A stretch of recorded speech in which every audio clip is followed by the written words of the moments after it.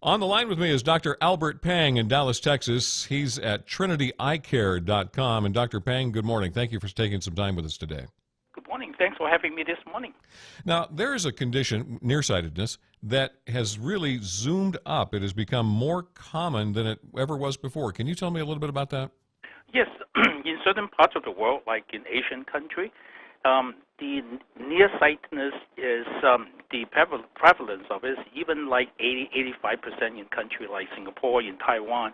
In this country, also in the past 20 years, we also see a 30% increase in the incidence of nearsightedness as well.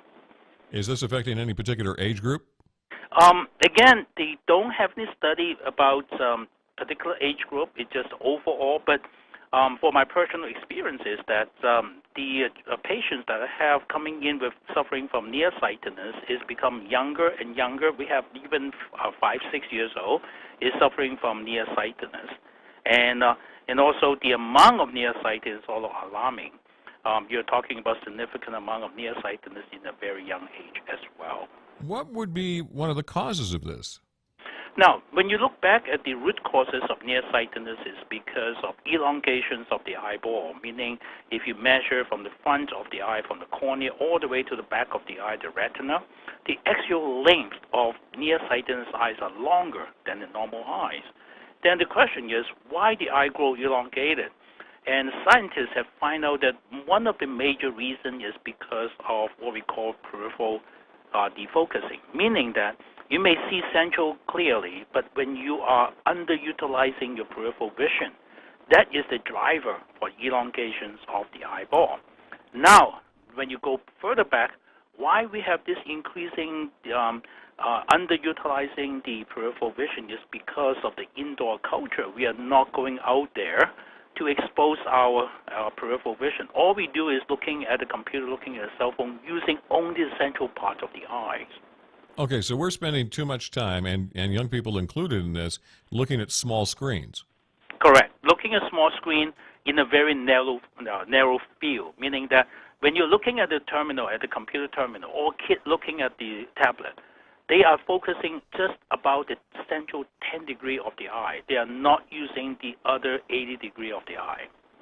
So being indoors isn't just the answer. Like if I quit looking at my cell phone or watching TV so much, that's not going to completely solve the problem, is it? It will solve some of the problem. Great question when you mentioned this.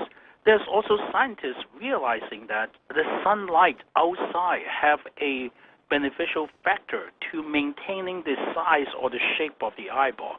In animal model, they realize that if they are exposing to in a dark environment on artificial light instead of natural light, lab animal also start to develop nearsightedness. We believe there's a biochemical pathway causing all this happen, and we believe that vitamin D. Some scientists believe that vitamin D is a beneficial impact to the retina because they will promote the production of dopamine, and dopamine will able to stop or halt the elongations of the eyeball. So it sounds like getting outside more is an easy fix for this. Yes, it's an easy fix going outside more. Yeah, you also notice that even nowadays, if you have a twins or have family member, the one that do a lot of outdoor or a lot of sports activity, running a lot, doing a lot of outdoor time, and that particular kid actually have better eyesight than the one that just read, do computer and do computer games, and that kid is going to suffer from nearsightedness. Whereas the other kid that do more outdoor time will have better eyesight. I see this over and over again in the same family. So you cannot blame on the genetics. All right, so there's something about being outdoors more that will help, especially these 14 to 19-year-olds? Yeah, that's right. I don't know whether you're 14 to 15 years. I have a 16 years old, and nowadays seems like they really abandon all the time outside. You really need to force them to go outside. All they do is staying home, looking at the laptop or playing on the game system. All right, so recommendation to parents then?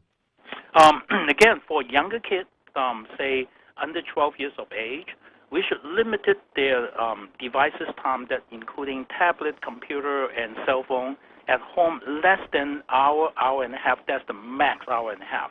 and then encourage them to spend more time outdoor, outside with natural light, with natural sunlight. For older kids, like 12 years all the way to 19, when they're doing computer, they need to take break in between. When they take break in between, they need to stand up, improve the circulation, move their head around so that they're able to stimulate the peripheral area of the eye.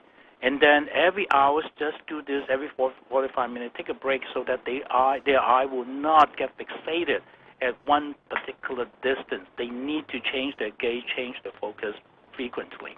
For adults 30 and above, again, same thing. They have to limit their time. They are working in front of a computer, so by the end of the day when they're home, I want them to find some hobby that they can get away from the computer, golfing, or even walking with the family, walking with the dog outside. Get a balanced life indoor and outdoor. All right, Dr. Albert Pang, that's excellent advice. Thank you so much for talking to us today. All right, thanks for having me. Dr. Albert Pang, he's in Dallas, Texas, and you can get to his website at trinityeyecare.com.